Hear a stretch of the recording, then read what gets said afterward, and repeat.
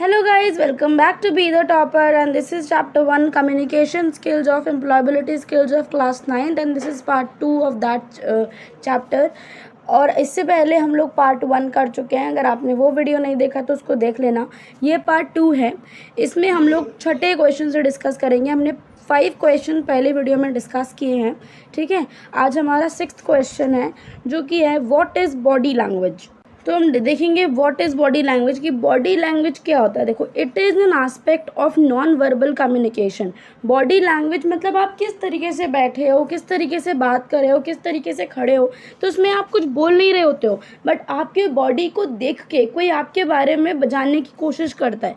तो ये जो एक कम्युनिकेशन है, ये नॉन वर्बल कम्युनिकेशन है। आप कुछ बोल नहीं रहे हो, जहाँ पर आपका फिज़िकल बिहेवियर जो है वो नोटिस किया जाता है कि कोई भी इन्फॉर्मेशन कन्वे करने के लिए आपका फिज़िकल बिहेवियर को चूज़ करते हैं। वो लोग आपके फिज़िकल बिहेवियर को देखते हैं। It's important that our body language synergise with our words. मतलब हम जो बोल रहे हैं वो जिस तरीके से हम बात कर रहे हैं उस तरीके से हमारी बॉडी लैंग्वेज होनी चाहिए। अब मान लो कि मेरे को कोई बहुत दुख की बात बतानी है, पर मैं पागलों की तरह कूद के बता रही हूँ, तो ये क्या है, मैं पागल ही समझा जाएगा मेरे को, ठीक है। या फिर मैं बहुत खुशी की बात बता रही हूँ, पर मैं बड़ी ऐसे स्लो मोशन से स्लो होके दुख के माहौल में जाके, मतलब दुख का मुँह बना के ऐसे बोल रही हूँ। तो जो मेरे वर्ड्स हैं वो मेरे बॉडी लैंग्वेज से सिनर्जाइज करते होने चाहिए, उनसे मैच करते हुए होने चाहिए। ये जो बॉडी लैंग्वेज है, ये एक नॉन वर्बल कम्युनिकेशन होता है। फिजिकल बिहेवियर के आपको चेक किया जाता है इसमें। अब हमारा 7th क्वेश्चन है what body language includes. Body language में क्या क्या आता है। तो देखो, सबसे पहले आते हैं हमारे फेशियल एक्सप्रेशंस कि हम ये फेशियल एक्सप्रेशन उन्होंने कैसा बना रखा है, पोस्चर किस पोस्चर में बैठे हैं, कैसे जेस्चर्स कर रहे हैं, किस तरीके से छू रहे हैं चीज़ों को, ठीक है। द यूज़ ऑफ स्पेस, जैसे कि आप किसी भी इंटरव्यू के लिए जाते हो तो आपको जो स्पेस मिला होता है, जैसे चेयर पे या फिर कुछ भी है, तो आपका किस तरीके से उसका इस्तेमाल कर रहे हो। मान लो बड़ी सी चेयर मिल गई, फिर भी उस पर आगे को होकर लटक कर बैठ गए, तो ये क्या है, तो आपने स्पेस का ठीक से यूज़ नहीं किया। आई मूवमेंट, आप किस तरीके से आई मूवमेंट कर रहे हो, ठीक है। जो हमारा 8th क्वेश्चन है वो है what are dos and don'ts of non verbal messages and body language. अब अगर आप कोई भी नॉन वर्बल मैसेजेस दे रहे हो या फिर अगर बॉडी लैंग्वेज की बात करें तो क्या डूज होते हैं, क्या डोंट्स होते हैं जो हमें करने चाहिए या फिर नहीं करने चाहिए। तो जो हमें करने चाहिए, जो डूज हैं वो हैं भाई, आई कॉन्टैक्ट आपको बनाना है। अगर किसी भी बंदे से आप बात कर रहे हो और पूरे टाइम आपने नीचे मुंह किया रखा, तो ऐसा लगेगा कि आपका कॉन्फिडेंस लेवल बहुत ही ज़्यादा लो है, ठीक है। भले आप अपने से बहुत ज़्यादा ज्ञानी व्यक्ति से बात करो, बट थोड़ा सा आई कॉन्टैक्ट मेंटेन करना is important. Have a firm handshake, मतलब किसी का हाथ पकड़ के ऐसे नहीं कि पूरा हिला दिया या फिर ज़रा सा छुआ और पीछे कर लिया। एक फर्म, आपने देखा होगा जब कोई भी, मतलब टीवी वगैरह में आपने देखा होगा कोई सेलिब्रिटीज़ या फिर कोई पॉलिटिशियंस जो होते हैं वो किस तरीके से आपके एक हाथ को पकड़ के दूसरे हाथ के ऊपर रखते हैं और कितने फर्म हैंडशेक करते हैं, ताकि ऐसा हमारे यहाँ पे कहते हैं, हिंदी में कहते हैं गर्म जोशी आए, मतलब जिससे हमारा ऐसा लगता है कि कितने अच्छे रिलेशन हैं। चेक योर फेशियल एक्सप्रेशन, अपने फेशियल एक्सप्रेशंस पे हमको ध्यान देना होता है। उसके बाद be natural with your gestures, जिस तरीके के जेस्चर्स आप हो रहे हैं, आपसे आप कर रहे हो, नेचुरल रहो, कुछ भी बनाने की या फेक करने की ज़रूरत नहीं है। रिसेप्टिव पोस्चर आपका होना चाहिए। Refrain from sending mismatched messages. अब अगर आपको किसी दूसरे बंदे से बात करें तो आप मतलब इस तरीके से कुछ भी अपने बॉडी लैंग्वेज में मत करो कि उसको कुछ और ही समझ में आए आपकी बात, ठीक है। Watch for actions that can be taken for defensiveness, आप इसको देखो कि भाई कौन से एक्शंस हैं हमारे जो डिफेंसिवनेस में आ सकते हैं, तो ऐसी चीज़ें आपको नहीं करनी है। और डिसएंगेज्ड मत लगो, मतलब ऐसा नहीं होना चाहिए कि आप दूसरे बंदे से बात कर रहे हो और उसको लग रहा है कि आप उससे एंगेज ही नहीं कर रहे हो ढंग से। अब आते हैं हम डोंट्स पे।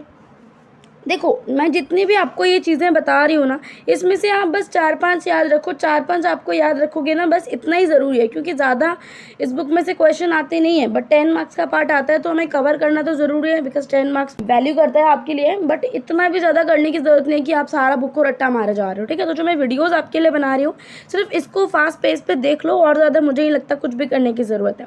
तो अब हम आएंगे नॉन वर्बल कम्युनिकेशन में डोंट्स की बात करते हैं। Rubbing your hands together during an an important meetup. अब मान लो आप किसी बड़े इंटरव्यू में बैठे हो, किसी बड़े लोगों से बात कर रहे हो और अपने हाथ को रब कर रहे हो, तो ये लैक ऑफ कॉन्फिडेंस शो करता है। Leaning back while meeting with a friend और क्लोज कोलीग, मतलब आप चेयर पे ऐसे बैठ गए हो या फिर पीछे को पूरा झुक के या फिर आप लेट गए हो, इस तरीके से चीज़ें नहीं करनी चाहिए। Crossing your arms during an interesting conversation. अब मान लो कि जैसे कि आप कोई बहुत ही इंटरेस्टिंग कॉन्वर्जेशन कर रहे हो बट आपने अपने हाथों को बंद कर लिया, और इससे क्या होता है ना, उससे ऐसा लगता है कि आप उस बंदे की बातों में इंटरेस्टेड नहीं हो, या फिर आप आई कांटेक्ट मेंटेन नहीं कर रहे हो, तो ये भी बहुत प्रॉब्लम है। अगर आप कुछ ज़्यादा ही आई कांटेक्ट मेंटेन कर रहे हो तो ये भी बहुत प्रॉब्लम है। आप ऐसे मतलब से कुछ लोग होते हैं ना, वो कहीं भी बैठे रहते हैं तो उनकी बहुत ही आदत होती है, कभी अपने नाखून चबाएंगे, कभी अपने शर्ट के बटन ठीक करेंगे, कुछ अपने कॉलर ठीक करेंगे, कुछ अपने पैर हिलाएंगे, कभी अपना हाथ हिलाएंगे, कभी कुछ करेंगे, कभी कुछ करेंगे।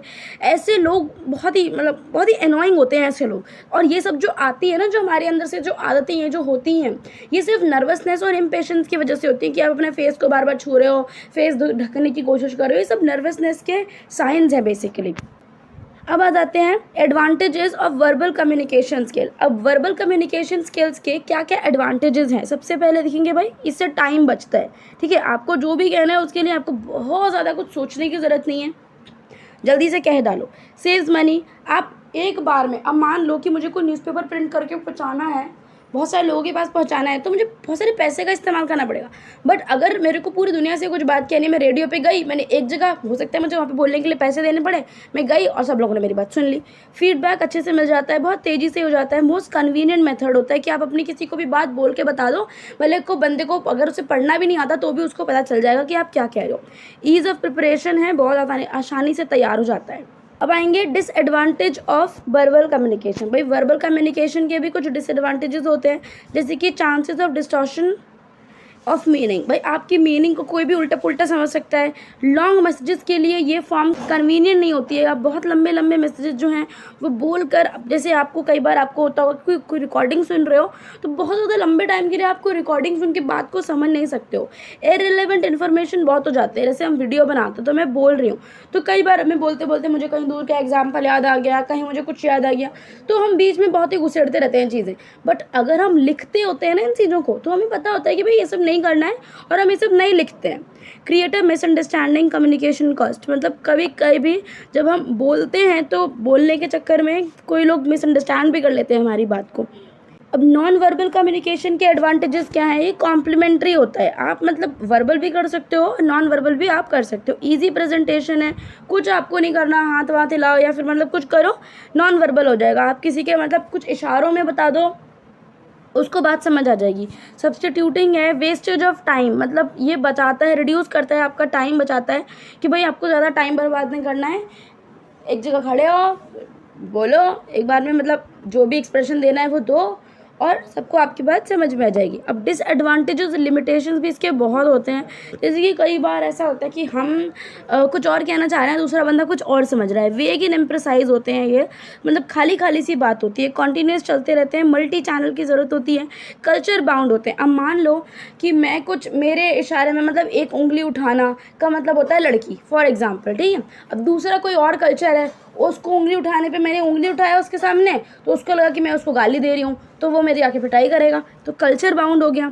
Long conversation are not possible, जो बहुत ज़्यादा लंबे लंबे कॉन्वर्जेशन हैं आप वो नॉन वर्बल कम्युनिकेशन में भी नहीं कर सकते हो।